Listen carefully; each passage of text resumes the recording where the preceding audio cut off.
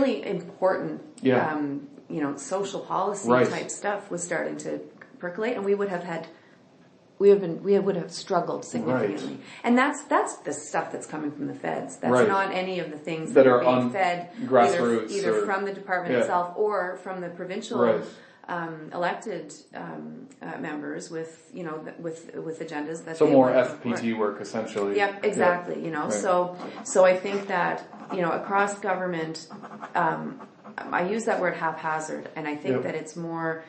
I use it quite purposely because I think that some departments are very well positioned. When I was making the case, for instance, about to reorganize things to build this policy shop, I did the scan across government. I think it was Ag and Fish, and I'm like, they have 5 policy positions. That's the section I manage. And I'm like, we're just and we have none, no dedicated. So so it was, some are very well positioned, some are not, and part of that is just evolutionary, because of the way that departments have grown over time and resources being what they are, and, whatever the case. So you're kind of making me think kind of on the one point about the changes that came in with you as being a new leader to this role. And then when you also mentioned Deputy Minister policy priorities and Premier being new and having this vision. So how do you think leadership, sort of as a concept or idea, impacts policy capacity? I think it's significant because I think that there has to be a support for and an enthusiasm for letting people have the time and capacity to do the work. Where the demands are so significant and where resources are so tight, it can be very, very tempting to say we need to either move or we need to, the other duties as required section on the can sometimes get very well used, and so I think that it is about having from a leadership perspective saying we need to have good, solid evidence, research, understanding, rationale for why it is that we're doing what we're doing, and I think that that sends the message to the staff as well that the work is important, and it's kind of the self-fulfilling prophecy, where the message to the staff says, this work is important, the staff do the work, are invested, and my experience has been folks that are working in these policies are diligent, invested in, and really care about the work. And so that shows in the product. And then I think that there's a momentum that can build from that. And very quickly, I know, for instance, in our shop, they're the go-to. We want to do anything. Okay, let's start there. And then, it's like the nursery where it's almost like a supply and demand a bit. It kind of is. Yeah, it really kind of is. Same idea? Yeah. So following the Campbell-Hennessy inquest, which would have been, I think, in 2014. I think it was 2014. Excuse me.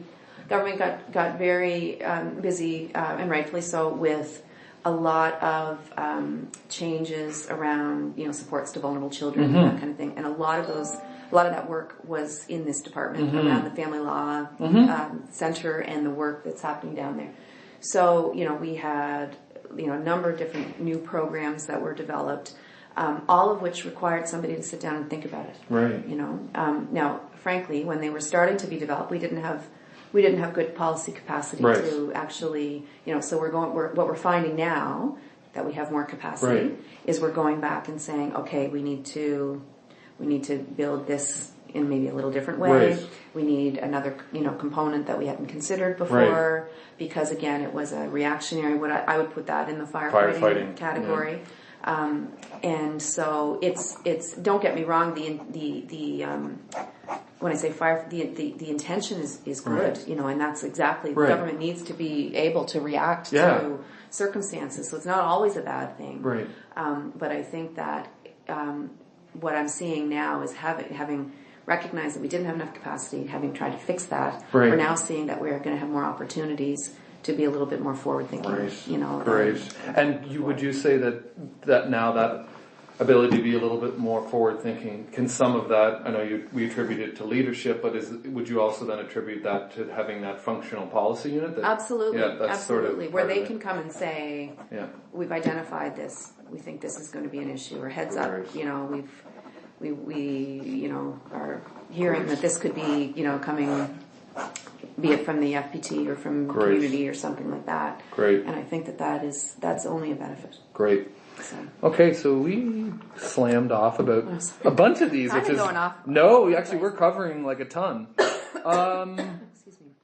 Okay, so we did the evidence piece, so I'm going to skip that one just for Matt. What time is it? Sure, I'm good on time. So Are you good on time? I have parent-teacher interviews at 4:30. Okay, so I'm good till then. No rush. Sure. On my account. Okay, so the next question that I want to talk about a little bit is just policy networks. So this is really thinking about as a government, the government of PEI's interaction with stakeholders and broadly stakeholders. So that's it could be other PEI departments, it could be other federal government departments, it could be clients, community groups, just anyone that's either separate from your department, or if you want to think government as a whole, government. So how would you describe or articulate what that looks like in reality when we develop policy?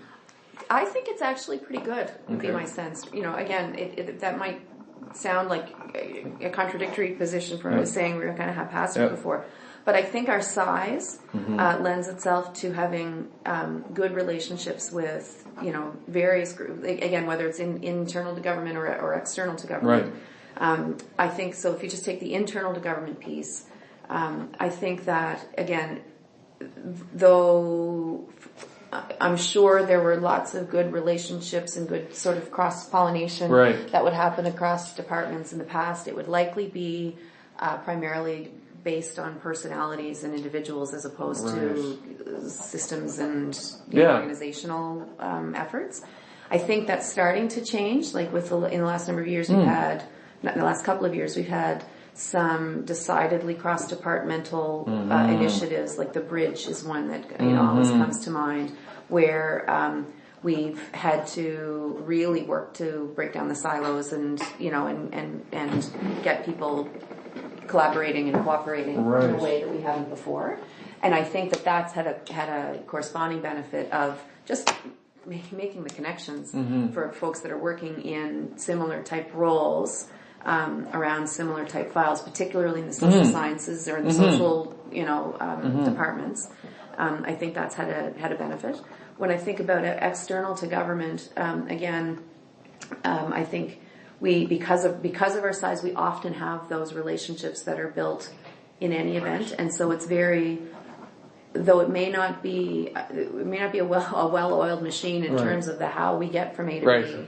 It's easy to get to B, because the jurisdiction is small, and we know who to call and how to how to set something up. So I think that we're actually fairly strong in terms of that. I can speak, in our department on the federal front, we have representatives that participate in federal PT working groups, and we benefit significantly from those from that participation because we're small and we steal everything. Yes, like us we can. Too. I think that's what everybody in the FT world does. And so that we're enthusiastic about that work because it can be very beneficial. Right. And do you think when you were mentioning sort of that I had a question that came in the cross departmental work, and you were just talking about silos kind of being broken down a little bit more. Can you just tell me, or what your thoughts on, because this will form some of my recommendations, but what are your thoughts on the things that are very instrumental or important for breaking down silos among government departments? I think that, number one, it's just the opportunity to understand the work in other jurisdictions, or in other departments, because I think that we can get so focused on the work that we have, we don't realize that others, maybe in a different area of government, but are doing the same type of work, or work that would be either complementary or related. And again, this would be primarily around the social, the social safety net departments. But I think it would be no different. Like TIE and environment.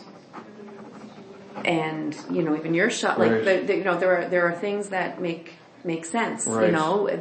that one significant policy determination in one department could have very large ramifications